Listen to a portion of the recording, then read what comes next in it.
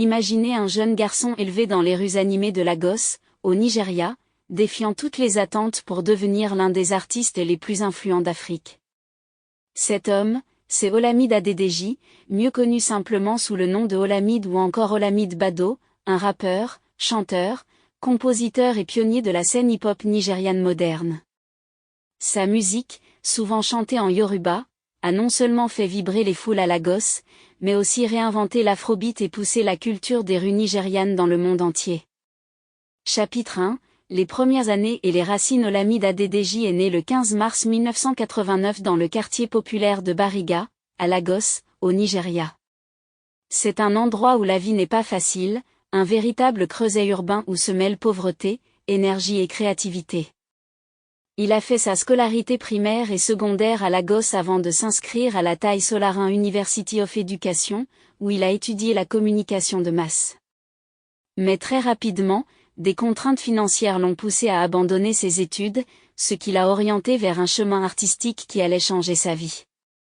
Chapitre 2, l'émergence d'un artiste. Olamide a commencé à rapper très jeune, gravitant dans des groupes locaux dès l'adolescence et affinant son style unique qui mélange le hip-hop, le street-hop et l'afrobeat. Sa carrière professionnelle débute réellement en 2010 avec la sortie de son premier single Eni Duro, une chanson vibrante en yoruba qui capte immédiatement l'attention du public nigérian. L'année suivante, 2011, marque une étape décisive. Olamide sort son premier album studio, Rhapsody, qui pose les bases de son succès futur. Chapitre 3, YBNL Nation, un phénomène culturel. Ce qui distingue Olamide des autres artistes, c'est sa vision entrepreneuriale. En 2012, il fonde sa propre maison de disques indépendante, YBNL Nation. Sous ce label, il ne s'est pas seulement concentré sur sa propre carrière, il a découvert, formé et propulsé de nombreux artistes qui sont aujourd'hui des noms majeurs de la musique nigériane, tels que Lil Kesh, Firboy DML, Adekinle Gold, Azak, Shinko Ekin et Victo. Cette approche a fait de YBNL non seulement un label musical, mais une véritable fabrique de talents qui influence l'industrie musicale africaine entière. Chapitre 4, une discographie prolifique. Olamide est reconnu pour sa production constante et abondante d'albums. Entre 2011 et 2025, il a sorti plus d'une dizaine de projets studio, chacun explorant différentes humeurs, styles et collaborations. Parmi ses œuvres les plus marquantes: Rhapsody, l'album d'entrée. YBNL, consolidation de son identité musicale. Baddest Guy Ever Livet, avec le tube du Rozok.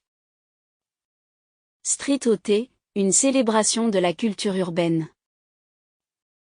Ayant Mayweather, avec des classiques comme Shakity Bobo.